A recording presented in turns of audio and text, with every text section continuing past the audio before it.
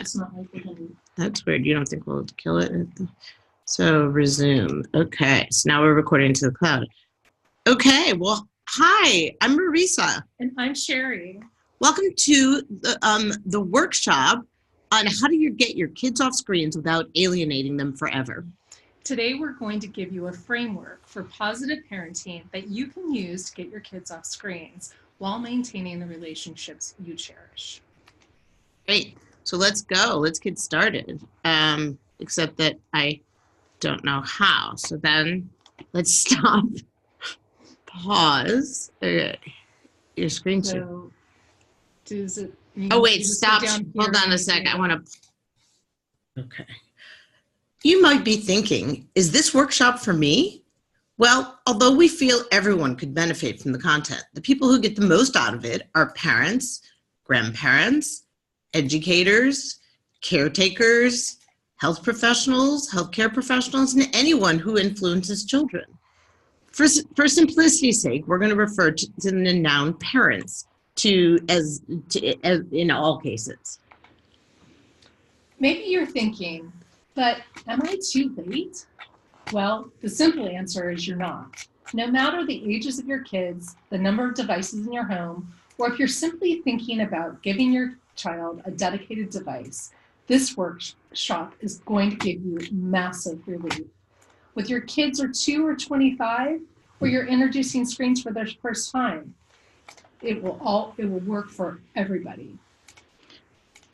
Okay. So here's some tips for you that we want to get the most out of this program. Close all other programs. Don't multitask. Put notifications on Do Not Disturb. You can easily do that with the notifications on a Mac. Shut the door and get a quiet place and take notes. It helps you retain the information. If you're going to spend the time and you really want to get the benefit, then you want to retain the information. And make sure you stay till the end because we got a surprise for you. We want to hear from you now. Please tell us what's your biggest struggle with kids and screens. Give us your gut reaction and type it in the chat box right now. So while we wait for your comments, we'll throw out a couple general ones. Today, for most people, one of the ongoing struggles is getting them to single task without always keeping a screen between them and the world. Whether it be eating, homework, holding a conversation, or talking to a friend. Yeah, another big one, Marisa, is the constant fights and negotiations over screen time.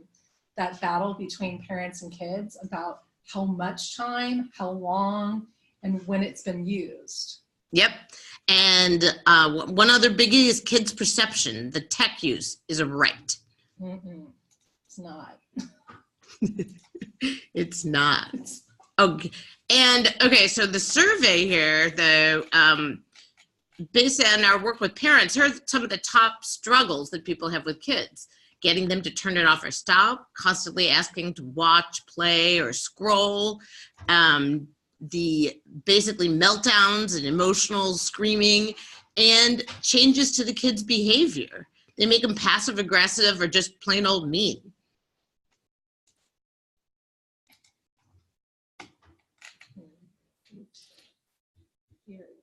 Fears. What are the, yeah. Oh, let me talk a little bit about our fears in kids and media use. Even though we still don't know the outcome from all this media use when kids are older, we do know that our fears are heightened, and a lot of it is worth it. Okay. If you have a fear, just 1, 2, or 10, you're not alone. In our surveys, there are no shortage of fears. Some of those might be anxiety or depression, lost family time. Your kids are losing their social skills. No attention span or declining attention span. Some of you have a fear that your kids are exposed to inappropriate content. Yeah, you wouldn't say all those, so I tried to just, okay. Yeah, just right, the ones. Anyway. Yeah, those. So, yeah. All those. And then, but you know what? You have every right to be worried. Because, you have every right to be worried because you should be worried. Some of the biggest minds in the space, some of the experts in the space, and especially those who've engineered it, like Tristan Harris, he was co-founder of the Center for Humane Technology, but he used to work at Google. He knows we've engineered this technology, so our minds have been hijacked by our phones. Another researcher that writes quite a bit is Dr. Jean Twenge. She's author of the book iGen. She's written so much about the generational effects of tech on families. And from another point of view, from a pediatrician, there's a Robert Rustin, who's a UCSF pediatrician, who's seen over 20,000 children in his 30-year career, says when young children are given an iPad, it reduces their ability to self-soothe. These are just a few of the things that the experts are saying. So let's move forward. No more doom and gloom. Let's move towards our solutions. Our goals for this workshop are to answer why tech limits alone don't work. Number two, the only way that we feel to keep your kids off screens in the long term. And lastly, to give you a vision for positive parenting in the screen age. Yep, that's what we want to do, all right. Now, we're in uncharted territory now. There's been a whole industry that has cropped up trying to throw tech solutions at the problem in the wild, wild west. And speaking of the Wild West, we're in uncharted territory. But speaking of the Wild West, I want to tell you a little bit of a story about how I get into this.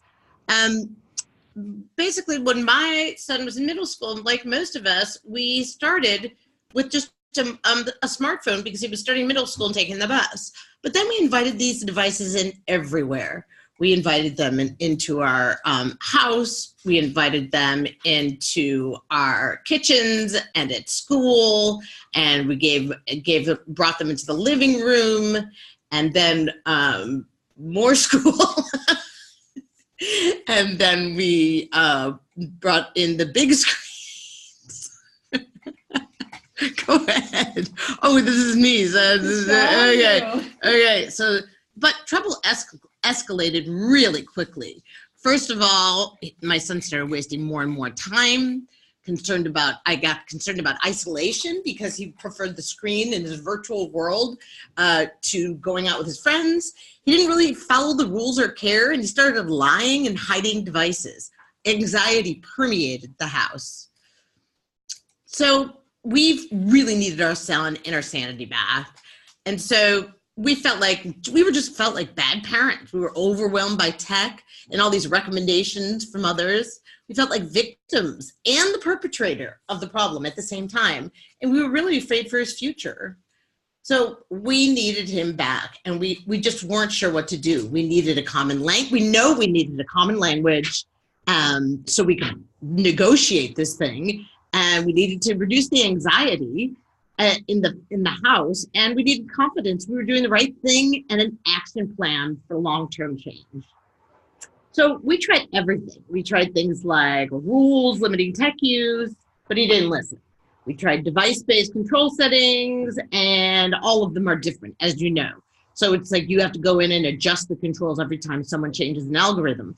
We tried turning off the Wi-Fi, but turning it on and off and on and off for the whole family turned out to be really not realistic. Plus, they could play offline, and they started installing private VPNs.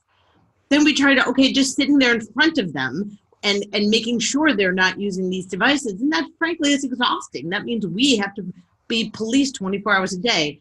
And then there's, of course, the most common solution people use, which is yelling and screaming. And frankly, that did nothing. That only deteriorated the relationship. So we realized the problem was much bigger than us. So we admitted some really key things. Devices are not going away, and the digital media isn't either. We admitted we didn't know what to do. We really just didn't.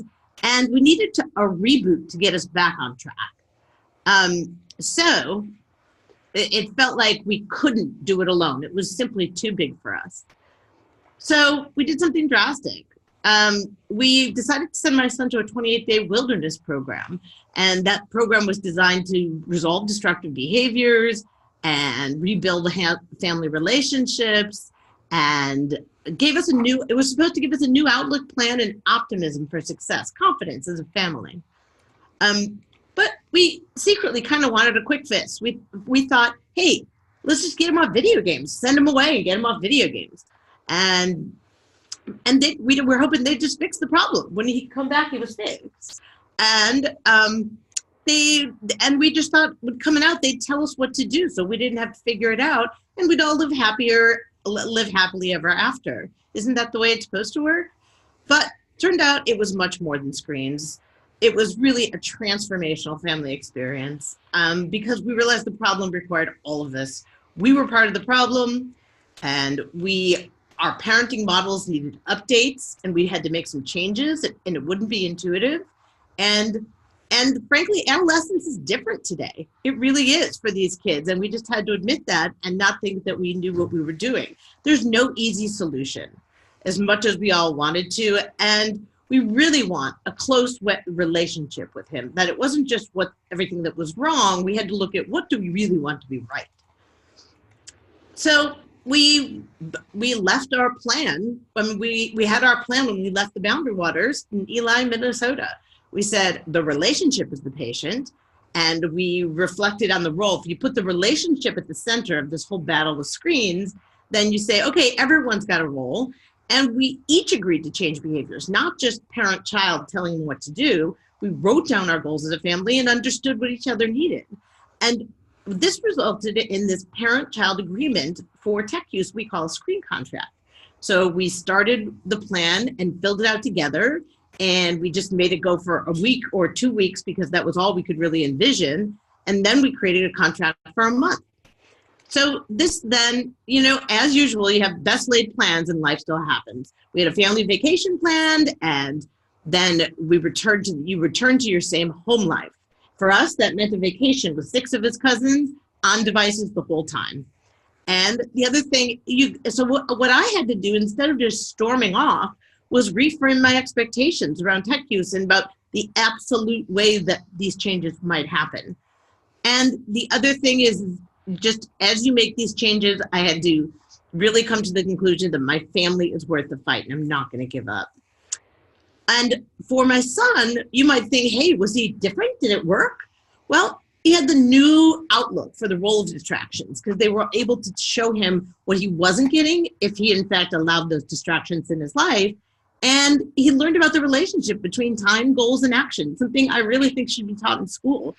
And all of us together had a language to resolve differences around tech use, expectations about family values, and we had no fights about baseline rules for tech.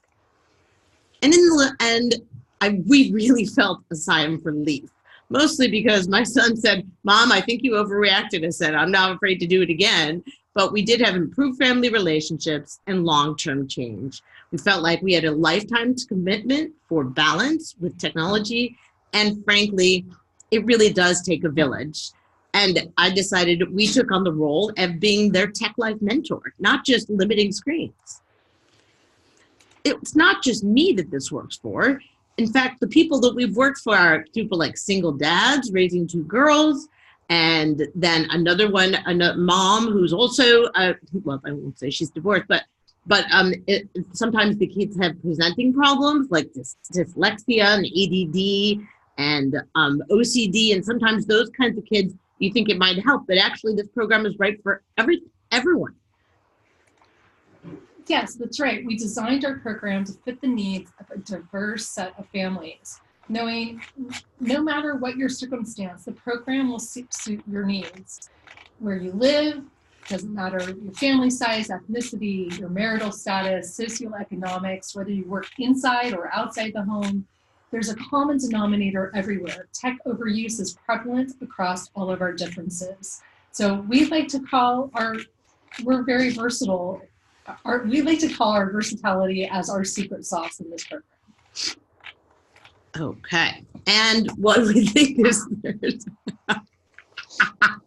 so let us tell you 3 secrets. Shh. Okay. The first secret is screen age parenting is different. It's not the parenting we were raised with. The second thing we want to tell you is parents, you do have the power. You really do. You have more power than you think. And the third thing is, let's just see what we can learn from people that like Steve Jobs and Bill Gates. That's what we're going to tell you.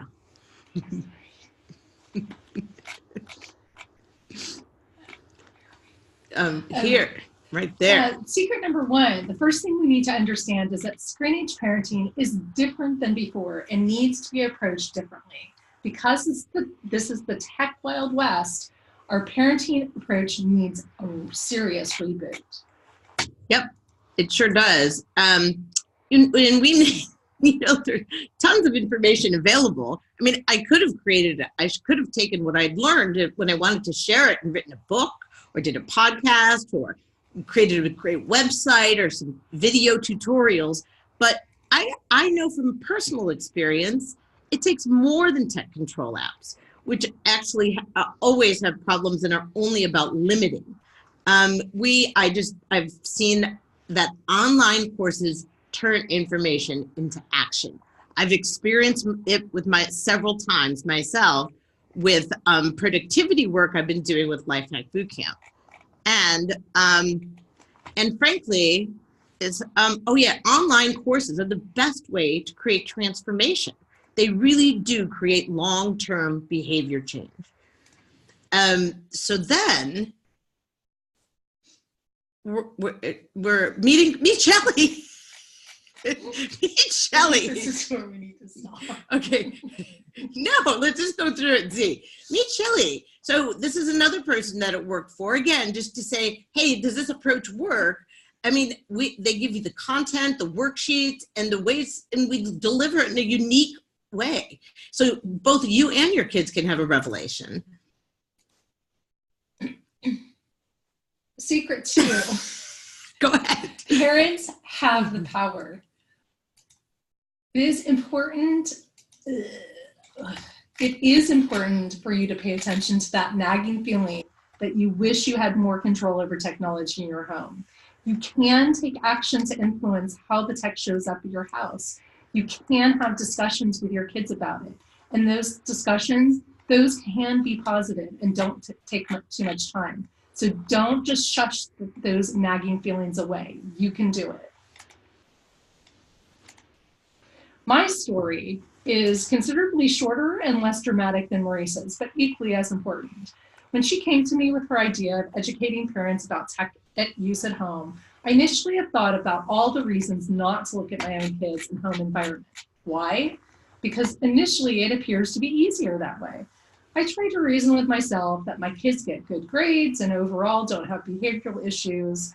There are worse things they could do, borrowing upon the reflective song from the musical Grease. As I reflected on it, there are a few little things that bugged me about the way tech made my kids act, or the things that tech used to displaced at home, like sleep, connecting with each other face to face, or being active outside. I felt it wasn't healthy to suppress these little feelings, little nagging feelings I had, and started to look at the information Marisa had amassed. And we talked about the best way for parents to start making those changes they want to see. So my first stop, the teenager's bedroom at night. I know, it's a scary place, it's untidy and whatnot, but I felt empowered to go home and have a conversation with my teen. We talked about why he sleeps with his phone. His stock answer, it's my alarm clock, Mom. We talked about the importance of sleep and how he feels in the morning when notifications had awoken him during the night. So he and I agreed that it would be best for both of us that he remove the phone and tablet from his bedroom while he sleeps. And in return, I gifted him my 1990s old alarm clock, or 80s, my Sony alarm clock, and it still worked. It actually was a really easy conversation to have with him. It didn't take me much time to do it. And instead of creating conflict, it actually opened a door to further conversation. That wasn't long at all. My teenager and I, we continue to have conversations about how sleep affects his sports performance. I suggested that he listen to a podcast from Sean Stevenson. Sean is the model of the Model Health Show, and he's also author of a book called Sleep Smarter. This book has an entire chapter dedicated to technology use and sleep disruption. So Sean is a very cool dude, and I knew that my son would relate to him. And he listened to the podcast, and he really actually understood it and thought it was, right point on. So over time, each time we touch upon this, it gives him another reason to continue practicing healthy tech sleep habits. Not because I want him to, but I secretly think that he wants to, and he'll be able to regulate this when he's on his own. So I tell you this because I had that little voice in my gut that I knew I wanted things to be different at home, and you too can act on that little gut feeling as well. Making the decision to have this conversation can make you feel like you might create more conflict than you already have, but I can tell you it doesn't have to. Is this me? Or is she gonna take this? So what, so listen. Number 39. It's you, it's not, I don't know. That's you. It is? I didn't listen to your parental gut. That's part of your secret too. Okay. Okay. So don't second guess yourself. Just that's all for that one, because there's all of that has to be then this is the one. Okay, all parents have the power. That's me. Yeah. Okay. This is all secret 2. No, this is secret 3. No, it's not. That's Bill Gates. Oh, okay. So we truly believe that every parent is capable of making changes in their home, and we will support you every step of the way. Okay. So, secret number 3 is what we can learn from Steve Jobs and Bill Gates. What do they have in common? Okay. Yeah, this is where it falls apart. Okay, go ahead. Just then. Then this is secret 3. You asked them. They were. Asked them. So what do Steve Jobs and Bill Gates have in common? That's all you're asking them. But secret 3 should be a statement, not a. It's the secret itself. Is. That the answer is secret 3. They were Tech Life mentors. So, okay, are you doing this one then? Oh, fine. Okay. So go ahead. So what do Steve Jobs and Bill Gates have in common? Oops. So they were Tech Life mentors, which is secret number 3. In order to have your kids change their habits, you need to mentor them and show them how you want to show up. So these 2 men, even though they actually were responsible for the companies that, partly responsible for the addictive nature of the tech boom, they both insisted on very little tech use at home by their children. They both had very strict technology rules, and since they were 2 of the most important technologists of our time who spent a good portion of their lives dedicated to professional pursuits of building tech empires. Gates, early in 20s. Yeah, just skip that because we clearly can't be saying all that. Okay, so anyway. What about the rest of us? Okay, so we gotta. think about the rest of us? Yeah. Why don't you take this one? Yeah, this is. So what about the rest of us? What does it mean for the rest of us? It means that we have a choice of what to do in our own homes. Just like it's not just because we don't have to use these technologies. We don't have to bring them into our homes. Even for the people who created them, there's clearly something they encourage us to actually think of ourselves as a mentor. Blah. Okay.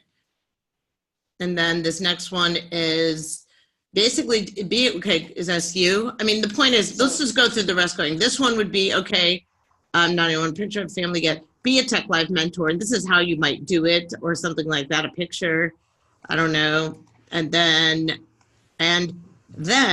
well, in being a Tech Life mentor, what if you had the most updated scientific information and parenting tools available? You had the courage and tools and support to make those changes, and you used your family values to be your child tech life mentor and hold your ground on tech limits, regardless of what society says is normal. Do you think you could be successful if you did all that shit? Oh. So let me ask you a question. How many are you excited about what we just talked about? How many are you feeling just a tad overwhelmed because we've covered so much? There's so much we want to share with you. It's difficult to squeeze it all into just one presentation. So we created a special package just for those of you who are ready to move forward and want to implement your change in your homes. Is it okay with you if we spend 10 minutes going over a special offer we created to help you implement tech-life balance? You can go ahead and type it in chat if you want to. Let us know. Mm-hmm. All right. Yes, and if so, if you're done with it, then you'll get instant access. If we tell you about what is this slide supposed to do? I don't know. You'll get instant access. Okay, this is where we have this. I don't know why. Well, what it is we say you get back to basics with a screen contract. Okay, a written parent-child agreement. Let's just finish. Go ahead and make your screen contract work course. Yeah, okay. Lesson 1, understand your parenting style, family values, customizing the contract. Okay, so then well, oops, maybe some of you are thinking this is just way too hard, or you might have other excuses. But here's the thing, we've done all the hard work for you. We put parents back in control, and now it's totally available for you.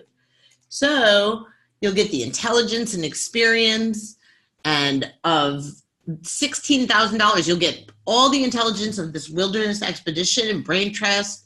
And we had hundreds of subject matter experts that we've reviewed their books and podcasts. And it's like getting private family therapy. We've rolled that all up into a course. And so here's the tool that we're introducing, the screen contract, even though we did that already. And then our screen contract, you'll be able to have,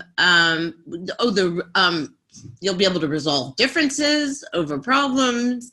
You'll be able to structure collaboration. What the fuck does that mean? Improve your family relationships and feel confident you're giving your kids tech life balance for the long haul, and you'll be able to get rid of, this is hilarious, confusion about expectations, emotional reactions.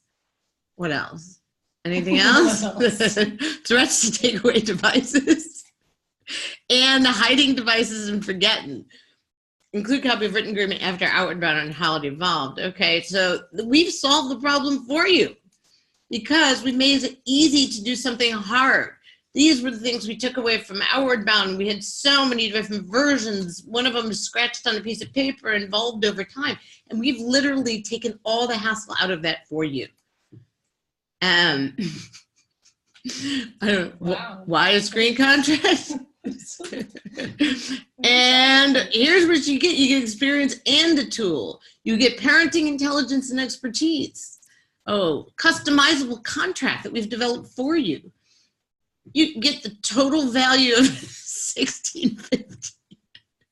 But before was $1,600 and now it's $615. Okay, but when you invest today, what you're gonna get is why not like courses?